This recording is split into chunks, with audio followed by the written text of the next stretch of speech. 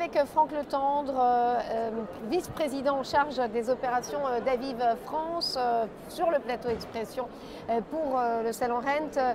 Bonjour Franck Letendre. Bonjour. Alors à ceux qui ne le sauraient pas, les rares, rappelez-nous ce qu'est Aviv. Alors Aviv, c'est une entité qui a été créée pour regrouper l'ensemble des places de marché immobilières détenues par Axel Springer.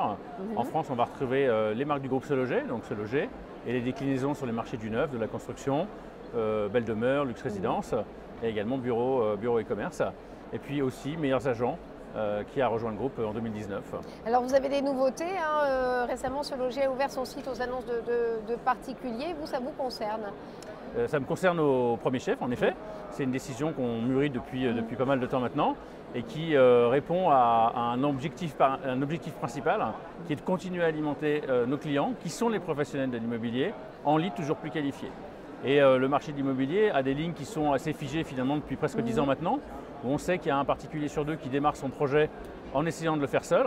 Qu'en cours de route, il y a à peu près 30% qui décident finalement de changer d'avis. Oui. Et sur cela, on veut en capter un maximum et les qualifier suffisamment en amont. Et donc on pense que le meilleur moyen d'y arriver, c'est de les attirer sur notre plateforme pour pouvoir, le moment venu, les orienter vers nos clients. Alors quelles solutions justement vous proposez pour mieux les capter, Alors, les attirer? Très bonne question. Alors dans le parcours déjà, dans le parcours de dépôt d'annonce, on va mettre en avant des agences immobilières. Donc au fur et à mesure qu'on va détecter la ville, le lieu, la typologie du bien, le prix, on va suggérer des agences. On va aussi voir tout au long de la vie de l'annonce, le nombre de clics, combien il y aura eu de demandes de visite, est-ce que le bien a été vu ou pas. Et donc on sait que s'il n'est pas vu ou très peu vu, ça va poser des questions. Et donc on ressollicitera le particulier pour lui suggérer d'être mis en relation avec des agences immobilières du quartier où il vend son bien. Voilà. Et donc tout au long de la vie de l'annonce, du début du dépôt de l'annonce jusqu'à éventuellement le moment où il serait prêt à switcher, à changer d'avis, on peut le capter. Alors quelles sont les solutions pour être justement plus visible? Alors, on est effectivement passé d'un marché en l'espace de quelques mois, d'un marché qui était un marché de vendeurs à un marché d'acheteurs. Donc on avait historiquement, on répondait bien à cette problématique de capter des vendeurs, notamment à travers l'expertise de Meilleurs Agents.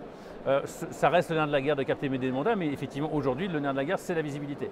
Donc on a lancé Ultimo pour ça, pour le marché de la transaction, pour permettre avec Ultimo et les add-ons autour d'Ultimo, comme par exemple Boost Extend Plus, de mettre en avant les annonces, de les monter en tête de liste pour les rendre plus visibles. On a fait la même chose sur le marché du neuf avec No Extend, qui permet pour les promoteurs d'augmenter l'audience, de capter une audience beaucoup plus large, de retargeter également sur les sites qui sont visités par les internautes et tout au long de son parcours de navigation sur Internet qui puisse être sollicité sur les biens qu'il recherche. Vous avez aussi lancé un atelier sur le marché du neuf, je crois.